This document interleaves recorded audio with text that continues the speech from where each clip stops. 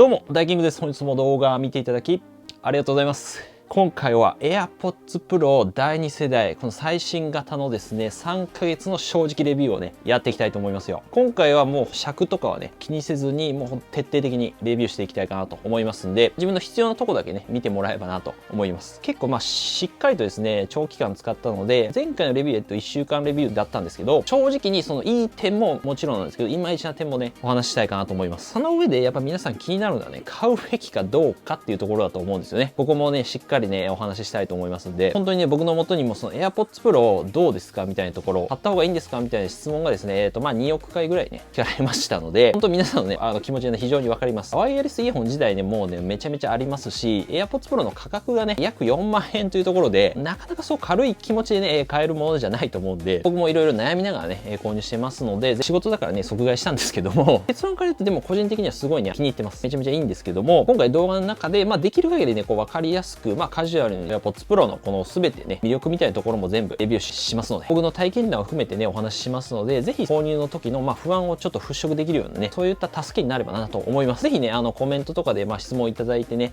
実際にもし使ってみてこうだったよみたいなのでもいいですし、質問でも何でもいいので、ぜひコメントね、お待ちしてます。で、今回レビュー以外もね、いつもこう正直に Apple 製品のレビューだったりとか、本当こう使ってよかったガジェットとかね、またお得情報みたいなところもですね、これからもね、発信していくので、そういった動画これから見逃したくないよって方はぜひね、チャンネル登録しておいていただければなと思います。ということで、まずね、ちょっと外観とかね、付属品からね、完全レビューということで、見ていきたいと思うんですけども、まずね、この外観の外で、ちょっとここがニュって浮き出てる感じがね、いいんですけども、AirPods Pro。シンプルな箱なんですけど、デザイン by Apple in California。本体ですね、これが。はい。これちょっと後ほど見ます。Type-C ライトニングケーブルがね。あと、イヤーピースが今回、こんな形で耳の穴に入れるやつですね。XS が増えたのかな。この形で3つついてますよっていう感じですかね。はい。まだ結局使ってないんですけど、これ。本体についてはね、もうかなり、基本的には AirPods Pro の初代と変わらない感じですかね。ほぼ一緒。サイズ感は今まで通りね、やっぱコンパクトで、ほんと手のひらサイズぐらい。ポケットとかの収まりとかもね、めちゃめちゃいいんですけども、今回からこのサイドにこのストラップホールっていうのがつきまして、ここにストラップとか通して、カバンにね、かけたりとか、バッグとかにかけたりできるんですけども、ただ僕はあんまね、使ってないです、結局。一応こうアンテナも兼務してるらしいということで、そこは、これライトニングケーブルっていうのは同じなんですけども、初代と違うのがね、ここにスピーカーがついてまして、穴がね、これついてまして、こうなくした時に音をね、結構鳴らしたりとか、充電の時にね、チーンって音が鳴ったりとか、そういった機能が入ってます。で、充電に関しては、ワイヤレス充電対応してますので、規格っていうものに対応していれば、その置くだけ充電とかだったり、磁石でくっつけて充電したりとかできますね。なんでこれ充電器なんですけども、磁石でこうひっついて、はい、今チーンってなったんですけど、充電できると。で、ランプが緑だったら充電されてて、オレンジだったら、まだ充電されてないよっていう感じですね。で、今回充電に関しては、便利になったのが、Apple Watch のね、充電器でも、充電できるようになったっていうのがありまして、裏側がね、Apple Watch 充電器になってるんですけど、こういった形でこっちでもね充電できるっていうのはね地味に便利です。結局そのずれてね充電できなかったみたいなことがね今までだったこの磁石でこうくっつくんで、ずれて充電できてなかったみたいなね地獄がなくなるんで、それがいいかなと思ってます。これはね前回ちなみにロリーっていうね 3-in-1 充電器ってやつなんですけど、スマホリングにもこうなるし、はい、磁石でこうくっつくんですけど、スマホリングにもなるし、ただちょっと重量はリングにしては重めなんですけど、マグセーフ充電器ですね、さっき見た iPhone の充電器にもあるんですけども、AirPods Pro とかで、ここが Apple Watch の、ね、充電器にもなってるんですよね。これが結構面白いかなっていうポイントでございます。持ち物を結構減らしたい方におすすめ、iPhone 14 Pro のね結構おすすめ周辺機器みたいな動画があって、そちらで解説してるので、ぜひね見てもらえばなと思います。このケースを開くと本体がね出てくるんですけども、ここ結構僕開いた時のこの、磁石ですね、収まりっていうんかな、これがカチッとね入る感じが非常に良くてですね、で開けたらですねペアリングかな、こういった感じでね充電とかがあってね見えたりします。連携がいいかなっていう感じですね。フィッて開けたらねこれ出てくるんですよ。手のひらサイズということで小型になってますし、基本的にはでもどうだろう、前とデザインはほとんど変わんないかなっていうところ、めちゃくちゃちっちゃいんですけど、イヤーピースは純正のものでも装着感はいいんですけども、僕の場合ちょっとね長時間つけると耳が痒くなっちゃうんで、このついてるアズーラセンダフィットマックスっていうやつなんですけども、これですね、AirPods Pro 用のなんか医療用シリコンとかね、使われてるものなんですけども、これを今ね、使っております。カジカジさんというなんかイヤホン専門チャンネルやってる方がいるんですけども、それと参考にしました。この前はね、コンプライってやつをね、使ってたんですけども、気になった方、ちょっと概要欄に貼っておきますので、ね、見てもらえばなと思うんですけども、装着感とかに関しては、僕は結構ね、非常に気に入ってます。棒状のね、このタイプが、非常に使いやすいというか、圧迫感がないんですね。やっぱこの耳の接着面が少ないので、入れるとこんな感じですかね。非常に使いやすいんですけど、デメリットとかで言うと、ちっちゃいんで、なくしやすいっていうか、純正のイヤーピースに関しては、やっぱり僕は結構ね、耳が痒くなっちゃうので、先ほど紹介したものとかは、やっぱかなり医療用のシリコンが使われてるんで、おすすめでございます。これ本当に買ってよかったなと思いました。もっと僕ね、早く知りたかったです、これ。全然ね、痒くならないですよね。まず、ここからで、音質についてなんですけども、音質についてはやっぱ初代ですね、前のモデルよりは、非常に良くなってるんじゃないかなと思います。これは、明らかに聞いたらわかるかなっていうレベルで、もちろんね、劇的にその変わったって印象は、一応1週間レビューでは、そんなないかなっていうふうに僕は、話してたんですけども、ただじゃあ劇的に変わったかっていうと、そこまでではないかなと思います。はい。この考えじゃちょっとね、今変わりました。とかね、基本的にやっぱり全体的に非常にクリアになってるっていうか、解像度が高いイメージですかね。鮮明に結構ね、聞こえたりするので、そのボーカルの声とか、YouTube とかね、例えばそういった動画見るときとかは、非常に日常使いしやすいイヤホンかなと思います。ということで言うと、とにかく使いやすいっていうところなんですけど、あとは低音とかもね、やっぱちょっと強くなってるので、迫力はね、やっぱ初代とかに比べると結構あるんじゃないかなと思います。じゃあね、そのキングヌーの一途っていうね、呪術廻戦の時の主題歌ですかね。イントロをね、なんか久々にちょっと聞いたんですけども、その時になんかそのドラムの音とか、ベースの音とかが、ベースなのかなちょっとわかんないけど、聞いた時にちょっとね、興奮したんですよ。ズズズズズって。本当に音のその鮮明さとか解像度が良くなったなっていうか、おそらくその長く使って、ちょっとエイジングとか言われるんですけども、ちょっと慣れてきたみたいなところも、あるとは思うんですけども、臨場感とかも良くて、その音の、音域っていうんですかね、広さっていうのが結構割と広いんじゃないかなと思います。で、空間オーディオとかがやっぱ特にうまく効いてまして、音が、例えばじゃあここ左の方からね、来てますよとか、右から来てるよとかっていう、なんかその音の方向性っていうのがね、わかるんですよ、聞いてると。右からってやつですね。左エリアで、ネットフリックスとか、コンテンツとかもですね、空間オーディオ対応してますので、本当にこの映画館で見てるような臨場感というか、その音の反響とかじゃないんですけども、本当にその場にいるような感覚に入るっていうか、これがその小型のこのちっちゃいイヤホンでできてるっていうのが結構すごいなっていうね。ヘッドホンとかならね、まだあるんですけど、というふうにね、すごい褒めたんですけども、やっぱ価格を考えると、大体その同価格帯の3万から4万円前後ぐらいのイヤホンと、比較してしまうと、ちょっとでも劣るかなっていうところは正直あります。例えばその低音の迫力とかだと、BOSE の、クワイエットコンフォート、イヤバツ2とかね、ノイキャンとかもすごいんですけども、高音とかはやっぱり、ちょっとやっぱ AirPods Pro 弱いかなっていうところあって、ソニーのWF の 1000X Mark IV とか売れてるやつですね。そのゼンハイザーのモメンタムワイヤレストゥルー3とか、そこら辺が大体同じぐらいの価格帯になると思うんですけど、そこら辺はちょっと音質はかなわないかなっていうのはあります。正直ね。ただその AirPods Pro 自体は結構利便性に振ったイヤホンですので、その音質を第一にやっぱ考えるんであればやっぱ向いてないかなと思います。その良くも悪くもバランスをね、が非常にいい、総合力に優れたイヤホンだと思うんで、どこを優先するかみたいなところですね。結局僕は AirPods Pro 2を使ってるんですけど、その音質的には全然僕は十分かなと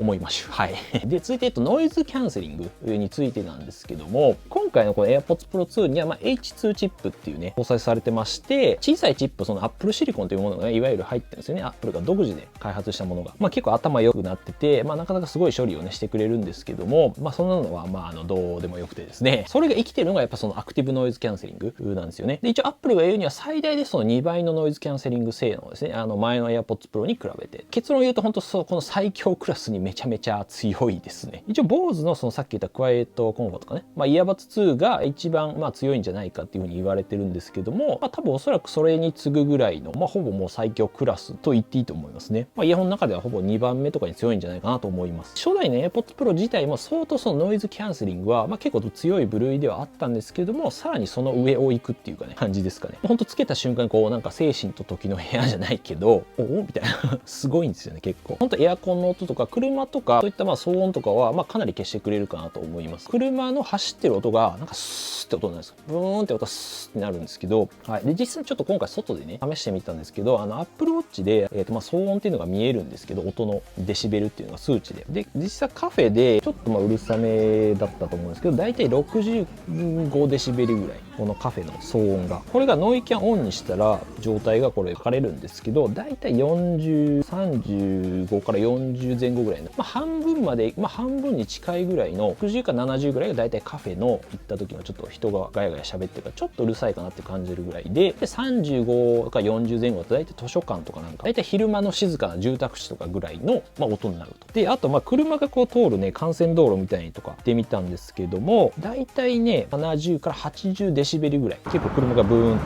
通ってるような、幹線道路なんですけども、これが、ノイキャンオンにしたらだいたい40から50デシベルぐらいにはなったかなと思います。半分近くなるので結構やっぱその耳への負担みたいなっていうのは結構減るんじゃないかなと思いますね。飛行機とか、電車とかももちろん乗ってみたんですけども、結構効くというか、飛行機とか地下鉄とかすごいやっぱノイズを取り除いてくれるので、実際ちょっと外してみたりしたらすごいうるさく感じるんですよねこれ聞いてみんな乗ってたのって思うぐらい、だいたい80デシベルを超えた音をずっと聞いてるとあんま耳に良くないって言われるんですけども、そして一応他のイヤホンとね比べて、一番この AirPods Pro が優れてるっていう点がこの外音取り込みモードをですね、これはねやっぱもう素晴らしいですよ。ほんと結構やばいっていうか、一応外音この取り込みモードをオンにした瞬間なんかね、もうあれイヤホン消えたみたいな感じなんですよ。イヤホンなんか誰かこうどっかに投げたんじゃないかっていうぐらいね思うぐらい全然自然に外の音が聞こえるというか、もちろんイヤホンここにしてるんだけど自然に周りの音が聞こえてくるんですよね。と耳でそのまま聞く音と、ほぼ変わらないような音で聞こえますので、むしろ普通に聞くよりなんか聞こえてるんじゃないかっていうぐらいね、ほんと聞こえるんですよ。で、実際なんか高価な補聴器に匹敵するぐらいの、性能があるみたいなその研究結果みたいなのね、実際ありまして、結構その技術的にはすごいんじゃないかなって思いますね。周りの音が結構聞こえるんで。なんで初めてこう AirPods Pro とか使ってもらうと、外音取り込みモードするとみんなびっくりするんですよ。で、イヤホンしてるのに周りの音が聞こえるから、何これみたいなってぐらい結構これすごいです。今回第一世代は本当初代とその比べても、さらにこの自然に聞こえるかなっていう感じはありますね。特にそのノイキャンも強くなったからか余計にそのオンにした時、外音取り込みモードした時のすごい開放感っていうのはすごい感じるんですよね。さらに音がちょっとこもってる感じがさらにクリアになった。感じですね。マジで本当にね、つけてる時は忘れることあるんですよ。今回ね、適用型環境音除去っていうものに対応したんですけど、つまりその外音取り込むモードで、今までだとさっき言ったみたいに音をね取り込んでくれるんですけども、なんかその嫌な音もね結構取り込んじゃってたみたいなところがあって、例えば工事のこうガガガってドリル音とか救急車のビーンって音とかなんかガガガってビーンみたいなうるさい音ですね大体さっきのデシベルで言うと大体80から85以上とかだったと思うんですけどのなんか嫌な音を消してくれるっていうね。これは正直使っててなんか分かるかっていうとなんかあんま分かんないんですけど、普段感じないけど実際本当耳をこう守ってくれてるみたいなところはあります。これも面白いかなと思います。操作性というかその使い方の部分なんですけども、個人的にやっぱ操作性の部分でも非常にやっぱ便利かなと思います。本当使いやすいかなっていう感じで、これはやっぱ売れるかなっていう。本体にくぼみがあって感圧センサーっていうのがねついてるんですけども、物理的なボタンじゃないけどこの押すことでこの反応がね返ってくるんですよね。物理的なボタンがあって、ここを押すとなんか押してるボタンじゃないんで本当はね物理的なボタンじゃないんだけど、なんかこう押すことでなんかその反応が返ってくるんですよ。押したみたいな押してる感覚があるのボタンを。でここで音楽の再生とか、停止とかですかね。でこう耳につけてる状態でこう押しながらオンにしたりとか、で長押しでノイズキャンセリングをこうオンにしたりとか、外音取り込みモードをオンにしたりとか、外の音取り込んだりとか聞こえないようにしたりとかっていうのはこのワンタップでできるっていうのが非常にいいかなと思います。ただその iPhone とかに接続した状態で切り替えとかもできまして、僕はねあんまこれで切り替えることはないんですけども、 AirPods Pro に、接続した状態で、これで、出すと自動的につながるんですけど Bluetooth が。そうするとこの iPhone 上にこの AirPods Pro のアイコンが出てくるので、これ長押しするとここでノイズコントロールかなっていうのがあって、ここでノイズキャンセリングしたりとかオフにしたりとか、僕はこう使わないですけど、対応していればこの空間オーディオっていうところが使えるっていうところかな。あと面白いのがね、このヘッドホンの音量が見えたりとか、バックグラウンドでねせせらぎとかねいるんですよね。これちょっと面白い。ライブリスニングとかもできるし、周りの音を聞くみたいなこともできる。じゃあ新しい機能で言うと、ここでね音量調節がねできるようになったんですよね。タッチコントロールなんですけど、このくぼみのところを上にこうプッてね上げる動作なのかな。シュッて上げたら音量上がって、これで下にこう下げる動作って、こうやると上に音量上がって下がるっていうのが、もちろんこれ両方でできます。クップクっていうなんかね音が返ってくるんですけど、これ結構ね地味に便利です。最初ねちょっと慣れるまであれなんですけど、慣れるとこうめっちゃ楽ですね。でまた今回ね、あとケースの進化があるんですけども、ケースをなくした時ですね、ケースを探すっていうのができるようになって、ケースをねなくした時も探しやすくなりました。さっきみたいに音がねこれ鳴るんですよ。サウンド再生っていうのができて、ピピピピって、はい、こういう感じで音を鳴らしたりとか、このぐらいの音量ですね。こっちか。これ地味に便利ですね。音の音量今ぐらいの感じで、ケースだけなくしたことあるんですけど、なんでケースだけどっか行っちゃうんだろうね、あれね。その時結局僕なくしちゃって、1万円ぐらいにまた新しく買って無駄にしちゃったんですけど、そういった場合も探せるようになりましたし、あとケース単体でもその探すアプリの中で、GPS がね、今回内蔵されてるので、場所がね、探せるんですよ。で、アプリの中にそのケースを探すみたいな項目があって、ケースと本体で分かれてるんですよね。これでなんで iPhone とか、あれば割とこの正確に位置情報っていうのが分かるので、本当家の中とかであれば特にその導いてくれるんですよね。くれるので、これは本当いいですね。なので、そのエアタグとかがあるんですけど、探し物の超探せる落とし物タグあるんですけど、それがもうケースに内蔵されてるイメージでいいんじゃないかなと思います。こんな感じで。さっきこうみたいな、すごいこういう感じで探せるんですよね。すげえすげえすげえすげえ。細かい点で言うと、前の初代のケースって防滴、防水みたいな対応してなかったんですけど、今回一応ケースも自体も防滴 IPX4 ってものに対応しました。雨とか汗ぐらいなら大丈夫かなっていう感じです。洗濯機はね、使用的にはきついんですけども、運が良かったら結構動きましたよっていう声もあるので、はい、ぜひこれコメントいただければ助かる確率は上がったかなと思います。今回あとバッテリー駆動時間も本体がですね 4.5 時間から6時間に上がりまして、でケース込みで24時間から30時間まで伸びてます。これがね、個人的にこれ一番嬉しいんですけど、33% アップっていう、ちょっと地味なんですけどね。地味にあと便利なのが、バッテリー残量がですね、ケースに入れた状態で見れる。今までだと、いわゆるイヤホンを一回出して開いて出したら見えるんですけど、本体に入れてる状態だと見えないんですよ。 iPhone 上で見えなかったんですけど、今これ見えるんですよ。入れてても今ここに入ってる状態でもこのパーセンテージがね見えるんで、これがね非常地味なんだけどめっちゃ便利なんだよ。前のねコンプライのやつとかのイヤーピースちょっと大きくてうまくねはまってない時とかあったんですよね。今までだとその開いて気づくと充電が 0% みたいなこの使おうとしたら地獄みたいな、充電ないじゃんみたいなことがたまにあったんですけど、こういったものがねなくなるんで、そういったのが何気なくiPhone 上とかでも確認できるのが非常にいい点かなと思います。これ便利です。自動デバイスの切り替え、Bluetooth の切り替えが自動でやってくれる機能があるんですけども、これ一応前の AirPods Pro とかあるんですけど、Apple 製品間限定ではあるんですけど、Bluetooth の切り替えというのは自動にやってくれます。これがね無双なんですけど、例えばじゃあ iPhone につないでて、iPad とか、Mac とかにですね何でもいいんですけど、他のものにその Bluetooth を切り替えてくれる。僕の場合だと結構iPhone からその Mac に切り替えるみたいな時が多くて、普段歩きながら音楽とか聴いて、でカフェに入って Mac 開いてそっちに移すみたいなことが結構あるんですけど、つまりそのスマートフォンからパソコンにBluetooth変えるとか、何でもいいんです。タブレットでも何でもいいんですけど、僕のルーティン的にはなんで Apple Watch でこの Mac の自動ロック解除っていうのがあるんですけども、パソコンのロックを自動で解除して AirPods Pro ので自動切り替えみたいな流れがあります。これも最高なんですよね。こういったなんで Apple デバイスとのやっぱ親和性っていうのはやっぱかなりいいので、Apple 製品を普段よく使うかね、めちゃめちゃいつも使ってますよって方は本当これ買う価値あるというか、この機能だけでも、すごい便利になると思います。あとは Bluetooth の遅延についてなんですけども、接続の速さとか、無線接続ではあるんですけども、基本的にケース開いてもつけると自動的に iPhone とかと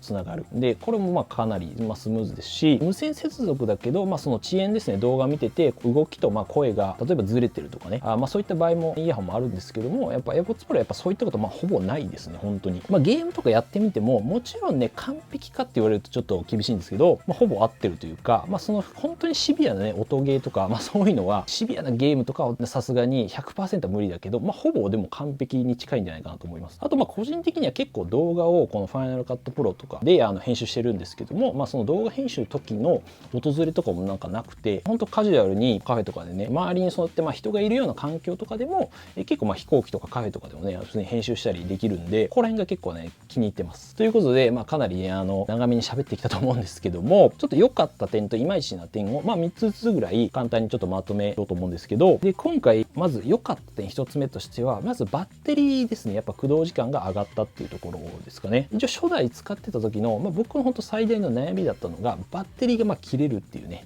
ところ。もともとやっぱ2年ぐらい使ってて、ちょっとバッテリーの、へたってて弱くなってたんで、2時間ぐらいかな。多分、1時間か2時間ぐらいでへたってちゃっていうのはあるんですけども、そもそもの駆動時間がやっぱ6時間ぐらいに上がったので、普通に今のところ使ってて、結構6時間とかね、普通につけっぱでね、使ったりするんですけども、充電が今のところ切れたことはないです。ただこれ使ってると徐々にやっぱへたってくるんで、もうちょっと1年ぐらい使ってみて、そこら辺もちょっとレビューしたいと思うんですけども、そこは非常に良かったなっていうところ、バッテリーの持ちが上がったっていうところですね。で、2つ目はやっぱそのノイキャン強すぎですね。と、あとはその外ボン取り込みモード。このバランスが最強。そういった、いろんな場面でこの使えるっていうところが非常にいいかなと思います。もちろんね、AirPods の、3っていうね、外の音をね、聞きながら使えるっていうイヤホンもあるんですけども、個人的にやっぱ AirPods Pro の方がね、おすすめかなと思ってまして、そういうのはやっぱその、周りが例えばガヤガヤしたような時は、飛行機乗るとか電車とかでもいいんですけども、ノイズキャンセルをオンにして、音楽を、その没入感を楽しむのもいいですし、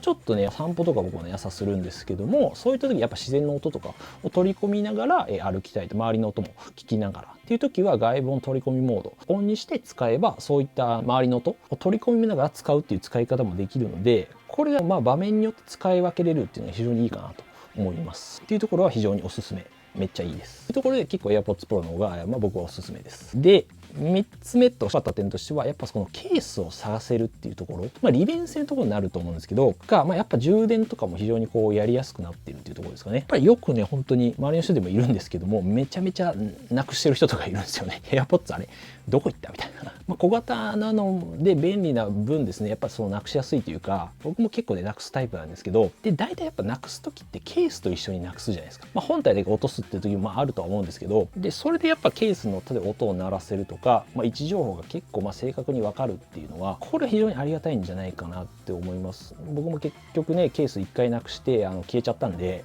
ケースだけでその時は良かったんですけど、そうなんですよ。結局最後に接続した場所とかだったと思うんですね。出るのが PS は、初代のやつとか入ってないんで、ある意味本当に節約になるというか、使わなくていいんでいいんじゃないかなと思いました。他にいい点はねいろいろあるんですけども、でここからちょっといまいちな点ですよね。いろいろ結構ベタ褒めしてきたんで、もちろんまだまだいまいちな点もあります。で1個目としてはやっぱりね、価格が高い高い、ただ、その価格を出す価値はあると思いますけど、やっぱ今円安かで、ちょっと下がってきましたけど、それの影響もあって本当定価だと39,800円で4万円近いんで、コスパがいいかって言われるといやーっていうところはありますね。正直高いなと思います。ただやっぱ AirPods Pro を本当買っておけば、さっきのね話した通り良かった点でほとんどの場面をもうカバーできるので、特にその Apple 製品をじゃあ持ってる、いろいろ複数持ってる方っていうのは全然買う価値はあると思いますね。で全然やっぱ2年3年ぐらい全然使えるんで、長い目で見れば結構安くなるかなっていうところはあります。ただ高いと思います。正直ね、もっと安くてコストパフォーマンスのいいイヤホンはいっぱいあるので、そこは正直ね思います。で2つ目いまいちな点としては、どうしてもその価格の割に音はそこまで良くないかなっていう音はいいんですけども、じゃあ同じその価格帯のイヤホンと比べるとやっぱちょっと落ちるかなっていうところ。ただ個人的に普通に使う分には全然音質的には十分かなって思います。普通にいいんだけども、でもその同じ値段を出すなら他にも音質のいいイヤホンはありますよっていうことは知っといてもいいかなと思います。なのでさっき言ったソニーの 1000X Mark IV とかちょっと前に出たやつだけども、今多分5,000円前後とかで買えるんですよね。安かったら2万3,000円ぐらいで買えるんじゃないかな、あるんで、個人的にはそっちが、おすすめだったりするんですけど、その価格の割にはちょっと音は良くないかなっていうところは正直ありますね。で3つ目としては、これちょっと使ってみてあれなんですけど、ケースの小傷、デザインが変わってないっていうのもあるんですけど、結構ちっちゃい傷がねめっちゃつくんですよ普通に使ってても。あとはライトニング端子、僕はもう結局ワイヤレス充電してるんで関係ないですけど、ケースのねちょっとこれが伝わるかどうかわかんないんですけども、これちょっと落としても傷がついてるっていうのもあるし、このカメラで多分伝わらないかな、ちっちゃい小傷がちょっと取っときますけどあるんで、じゃあねよーく光当てるとめっちゃちっちゃい小傷がいっぱいついてるんですよね。これもうちょっと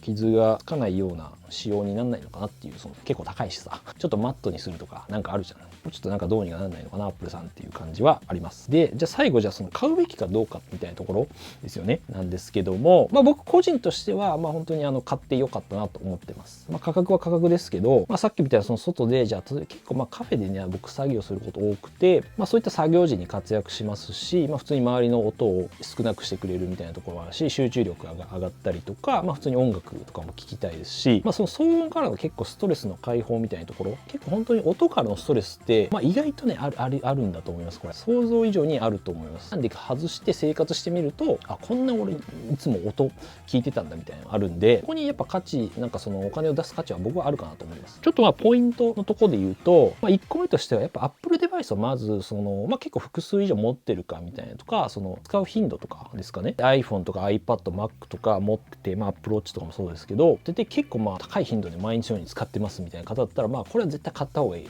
逆に買わないと損なんじゃないかなっていうぐらい思います。あと結構カフェで作業するとか、いつも電車通勤してるとか、音のような環境が結構多いとかねであれば、絶対的に買う価値は僕はあると思います。はい、使用頻度、なんで Apple デバイスを複数持ってるかどうかっていうところですね。で2つ目としては、何を優先するかみたいなところですかね。そのある程度やっぱ音が良くて本当利便性重視みたいなところであれば、結構 AirPods Pro は向いてるんじゃないかなと思います。その使いやすさみたいなところけど、音ももちろんねある程度やっぱ音質も欲しいけど、毎日使いやすいイヤホン、カジュアルに非常に使えるイヤホンであれば非常にいいかなと思います。ただ逆に言えば、じゃあ音質を今一番優先置いてますという方とかであればやっぱ向かないんですよね。基本やっぱ Android 使ってますとか、自動接続ね切り替えとかも使えないので、結局その使ってるデバイスとの親和性みたいなところですかね。なんでその優先するところが何かっていうところかなと思います。大体そこら辺がね、僕が選ぶポイントになるかなと思います。もちろんその予算とかの場合もあると思うんで感じでございました。今回ちょっと尺を気にせずねぶち込んだんで、ちょっと長いと思いますんで、また何回か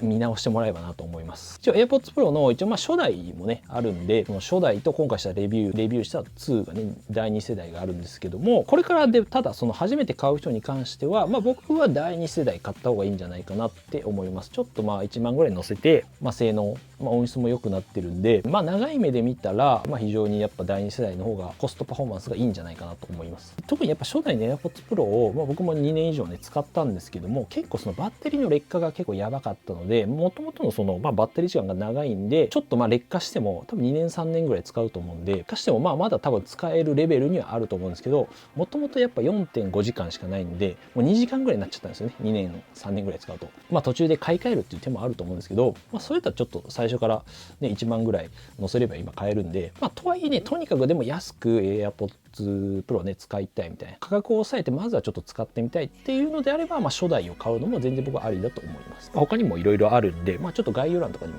おすすめのイヤホンを載せておきますね。はい、ということで、一応 AirPods Pro、初代のレビューもありますので、2年レビューとかそちらもちょっとね参考にしてもらえればと思います。あと iPhone 14 Pro とかですね、あと MacBook とか、最新の Apple 製品のレビューとか、昔の M1 のモデルとかいろいろありますので、今ちょっと Apple 製品検討してるよみたいな方はぜひね参考にしてもらえばなと思います。あとソニーのイヤホンのレビューとかもありますね。この動画ね少しでも役に立ったなと思った方、ぜひね高評価だったりね、あと見た感想とかね、ぜひコメントを気軽にいただければなと思います。なのでこんな感じでApple 製品を正直にねレビューしたりとか、お得情報とかもねセール時にやっぱ出したりしてますので、こういった動画見逃したくないよって方はぜひチャンネル登録もねお願いいたします。それでまた次回の動画でお会いしましょう。良い一日お過ごしください。バイバーイ。ということで、めちゃめちゃ喋ったなこれ。4、50分喋ってるわ。やべ。切るんでね。カットするんで。いやでも AirPods Pro はマジでこれやっぱ買って正解だったな。ベストバイに近いベストバイ動画も出そうかな。